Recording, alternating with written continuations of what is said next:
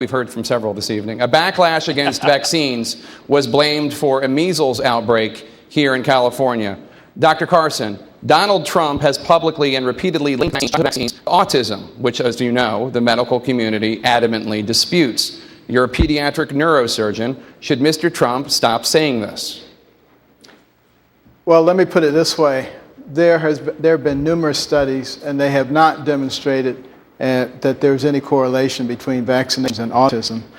This was something that was spread widely 15 or 20 years ago, and it has not been adequately revealed to the public what's actually going on. Vaccines are very important, certain ones, the ones that would prevent death or crippling. There are others, or a multitude of vaccines, which probably don't fit in that category, and there should be some discretion in those cases. But, a lot of this is pushed by big government, and I think that's one of the things that people so vehemently want to get rid of big government. We have 4.1 million federal employees, 650 federal agencies and departments. That's why they have to take so much of our taxes. Should he stop saying it? Should he stop saying the vaccines cause autism? Well, I've just explained it to him. He can read about it if he wants to. I think he's an intelligent man and will make the correct decision after getting the real facts. Mr. Trump, as president, I'd like to I'm respond. going right to you. I'd like to Mr. respond. Trump, as president, you would be in charge of the Centers for Disease Control and the National Institutes of Health, both of which say you are wrong.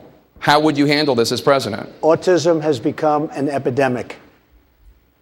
25 years ago, 35 years ago, you look at the statistics, not even close. It has gotten totally out of control. I am totally in favor of vaccines, but I want smaller doses over a longer period of time. Because you take a baby in, and I've seen it, and I had my children taken care of over a long period of time, over a 2 or 3 year period of time, same exact amount. But you take this little beautiful baby and you pump, it looks just like it's meant for a horse, not for a child. And we've had so many instances, people that work for me just the other day, 2 years old, 2.5 years old, a beautiful child, went to have the vaccine and came back and a week later got a tremendous fever, got very, very sick, now is autistic. I only say I'm in favor of vaccines. Do them over a longer period of time, same amount. Thank you. Just in little sections. Dr. Carson. And I think you're going to see a big impact on autism. Dr. Carson, you just heard his medical take. He's an okay doctor. Okay.